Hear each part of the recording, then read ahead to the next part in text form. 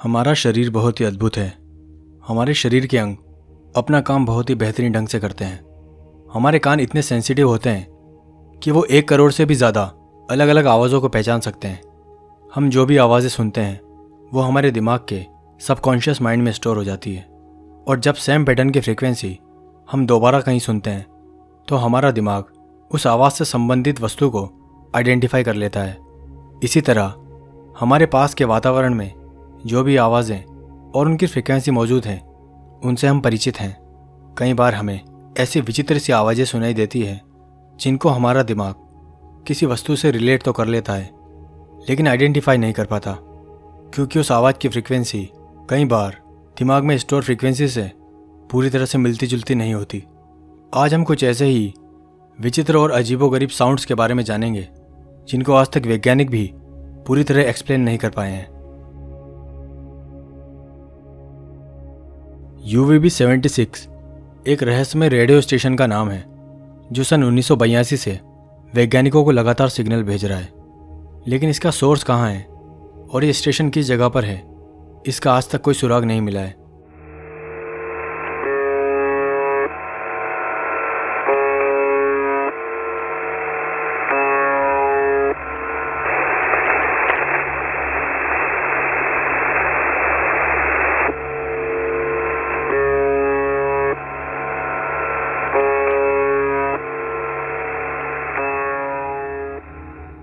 इस साउंड की frequency 4625 kilohertz की है। ये एक बस साउंड है जो 1 मिनट में 25 बार बजता है, और ऐसा 24 घंटे तक होता रहता है। बस साउंड के बीच में कभी कभी कोई रशियन भाषा सुनाई देती है। जब एक इन्वेस्टिगेटर ने इस सिग्नल का पता लगाने की कोशिश की तो उसे मालूम हुआ कि ये सिग्नल रशिया के मॉस्को में स्थित पोवारोवो गांव से आ रहा है। जब वो उस लोकेशन पर पहुंचे तो वहाँ बस एक खाली बिल्डिंग थी, लेकिन वहाँ पहुँचने पर उन्हें इस बात का पता चला कि इस जगह से पहले सिग्नल भेजे गए थे। फिलहाल उस जगह पर कोई नहीं था। हालांकि उसके बाद ये सिग्नल किसी और लोकेशन से मिलने लगे। इसको लेकर कई तरह की थ्योरीज सामने आई है। कुछ लोग इन्हें मिलिट्री के जासूसों द्वारा दुनिया पर नज़र रखने का कोई गुप्त परीक्षण मानते हैं, तो कुछ लोग इसे भूतिया सिग्नल भी कहने लगे हैं कि ये कोई अदृश्य बिल्डिंग है जो दूसरे आयाम में है और इस सिग्नल वहीं से आते हैं। लेकिन इस सिग्नल का ओरिजिन कहाँ है, ये कहाँ से जनरेट होता है, इसका आज तक पता नहीं चला है, और ये वैज्ञानिकों के लिए आज भी शोध का विषय बना हुआ है। कई साल पहले नॉर्थर्न कनाडा में एक हाउलिंग साउंड सुनाई दिया था।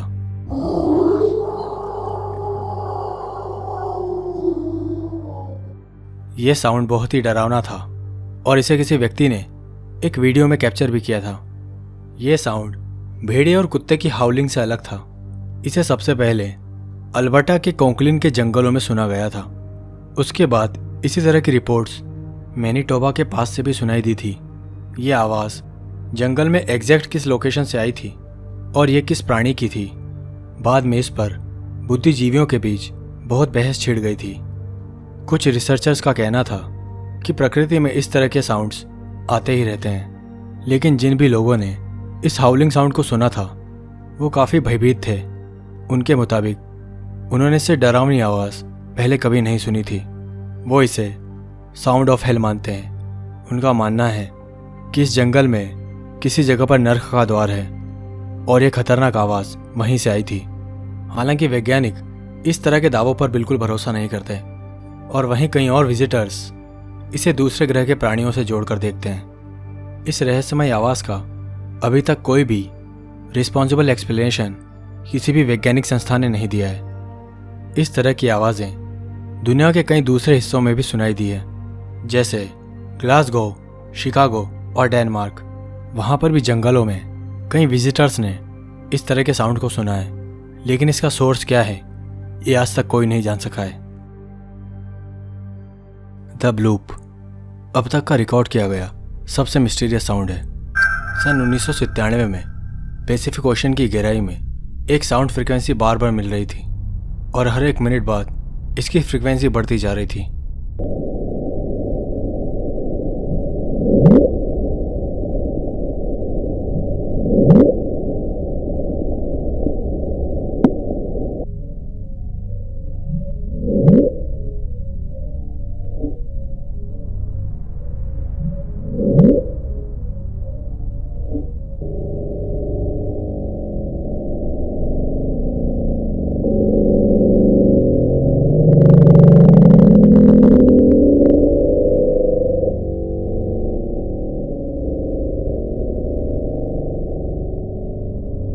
कुछ समय बाद ये इतना लाउड हो गया कि 5000 किलोमीटर एरिया तक जितने भी मल्टीपल सेंसर्स वहाँ पर लगे थे, लगभग उन सभी ने उस सिग्नल को कैच किया था।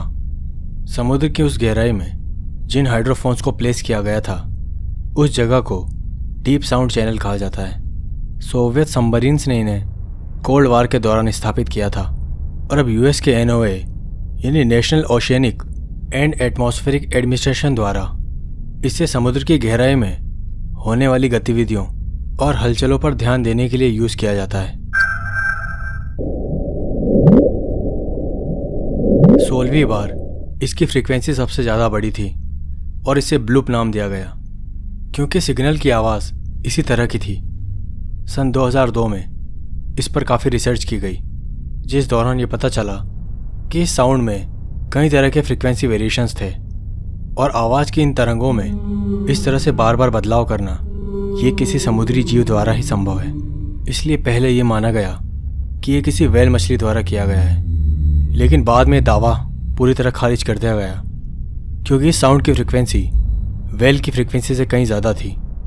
जिसके बाद ये निष्कर्ष निकाला गया कि पैसिफिक ओशन की गहराई में व्हेल से भी बड़ा कोई प्राणी छिपा हुआ है, क्योंकि NOAA का ये भी मानना था कि ये साउंड मानव निर्मित नहीं था।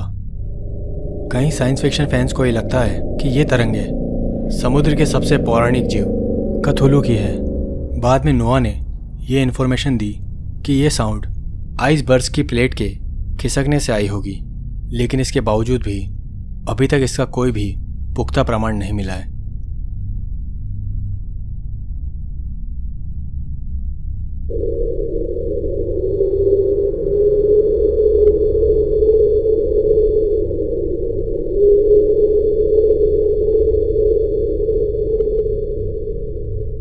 ये ट्रेन साउंड सन 1977 में नोआ के पूर्वी पैसिफिक ओशन की गहराई में हाइड्रोफोन्स में सुनाई दिया था। ये आवाज़ किसी ट्रेन के हॉर्न की तरह सुनाई दी थी और इसकी फ्रीक्वेंसी 35 हर्ट्ज तक थी। लेकिन नोआ के मुताबिक ये साउंड फ्रीक्वेंसी एक आइसबर्ग के खिसकने की वजह से आई है। लेकिन एक बार फिर कोई भी उनके इस जवाब से संतुष्ट नहीं हुआ। इसी तरह के जूलिया और स्लोडाउन नाम के कई अन्य आवाज़ें भी इस पैसिफिक ओशन में कैप्चर की गई थी।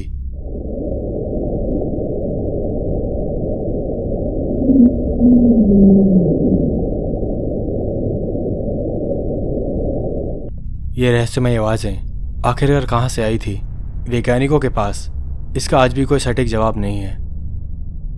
The wow signal.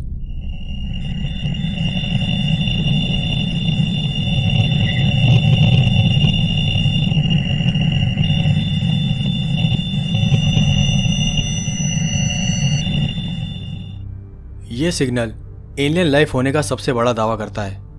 जेरी अहमैन, जो अंतरिक्ष विज्ञान और दूसरे ग्रह के प्राणियों पर रिसर्च वैज्ञानिक हैं, वो लगातार गहरे अंतरिक्ष में मौजूद रेडियो फ्रिक्वेंसीज पर नज़र रखते थे, इस उम्मीद में कि एक दिन किसी दूसरे ग्रह से या दूसरे ग्रह के प्राणियों से कोई ना कोई सिग्नल ज़रूर मिलेगा और ये साबित हो जाएगा कि हमारे अलावा भी ब्रह्मांड में और भी सभ्यताएं हैं। इसके लिए वो एक बहुत बड़ा ईयर टेलीस्कोप यूज़ कर रहे थे और अगस्त 1977 की एक रात को उन्होंने एक बहुत ही तीव्र और नैरो बैंड सिग्नल अंतरिक्ष में रिकॉर्ड किया, जो 72 सेकंड्स तक एक्टिव रहा।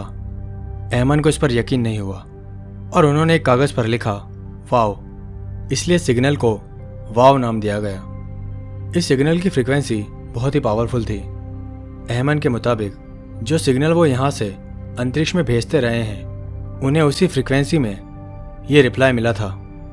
ये सिग्नल टाउ सैगिटरी नाम के एक तारे के नज़दीक से प्राप्त हुआ था, जो पृथ्वी से 120 प्रकाश वर्ष दूर है।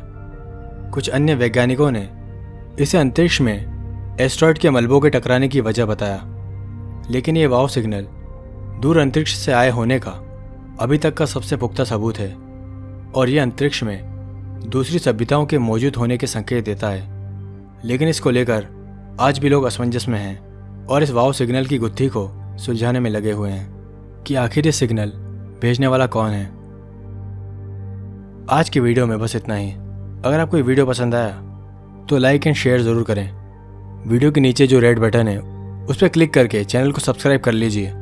साथ ही बेल आइकॉन पर भी क्लिक करिए ताकि नया वीडियो आने पर आपको सबसे पहले नोटिफिकेशन मिल सके। मैं मिलता हूँ आपको हमेशा की तरह नेक्स्ट वीडियो में। तब तक के लिए बाय बाय।